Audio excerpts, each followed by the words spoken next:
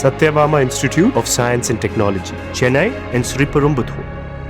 டாஸ்மார்க்ல பாத்தீங்கன்னா 1000 கோடி ஊழல் நடந்திருக்குது அமலாக்கத்துறை சொல்லியிருக்காங்க. இப்ப வந்து தாவேகா விஜய் அவர் வந்து ஒரு இரண்டாவது அறிக்கையை வெளியிட்டு இருக்காரு திமுக எதிரா.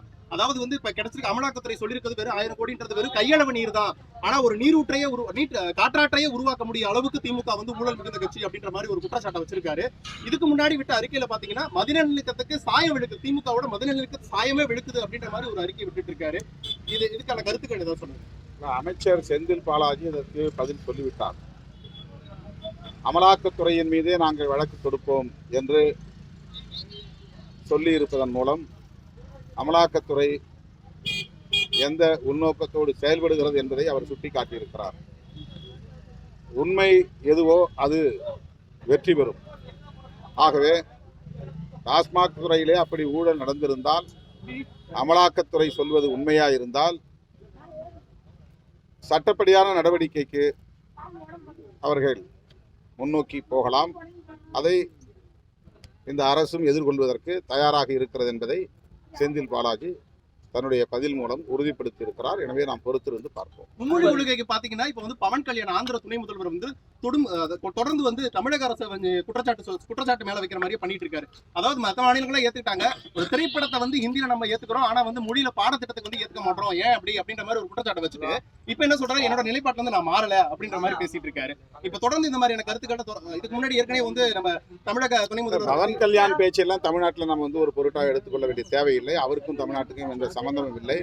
அவருடைய நிலைப்பாட்டை நாம் இங்கே விவாதிக்க வேண்டிய அவசியமும் இல்லை. அவர் பாஜகவோடு கூட்டணி வைத்துக் கொண்டு பதவியிலே இருக்கிறார். அந்த பதவியை தக்க வைத்துக் கொள்வதற்காக அவர் தம் விருப்பம் போல் பேசிக் கொண்டிருக்கிறார். எனவே அதை இங்கே விவாதமாக்க வேண்டிய தேவையில்லை. விவசாய பட்ஜெட்ல வந்து பாத்தீங்கன்னா அண்ணாமலை சொன்னாப்ல இது வஞ்சிப்பதான் தமிழ்நாட்டு மக்களை வஞ்சிக்கிறதா சொல்லியிருக்காங்க. இப்ப பாத்தீங்கன்னா பெரம்பலூர் மாவட்டம், இது கடலூர், புதுக்கோட்டை இதெல்லாம் பாத்தீங்கன்னா தென்னாட்டு மாவட்டம் இருக்கு. இதுல வந்து ரொம்ப சரவரியா இங்க வந்து கொடுக்கவே இல்லை.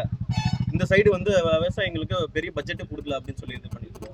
மாவட்ட வாரியாகவா நிதி பகிர்வு செய்கிறார்கள்? அப்படி அல்ல, துறை வாரியாகத்தான் நிதி பகிர்வு செய்கிறார்கள். இனிமே மானிய கோரிக்கையில் தான் ஒவ்வொன்றும் வெளிப்படையாக அறிவிக்கப்படும். ஒரு நல்ல பட்ஜெட்டை வேளாண்மைத்துறை அமைச்சர் MRK பன்னீர்செல்வம் அவர்கள் வழங்கியிருக்கிறார். MS சுவாமிநாதன் தலைமையிலே ஒரு ஆய்வு மையத்தை உருவாக்கியிருக்கிறார். மற்றும் ஏராளமான விவசாயிகளுக்கான கடன்களை தள்ளுபடி செய்திருக்கிறார்.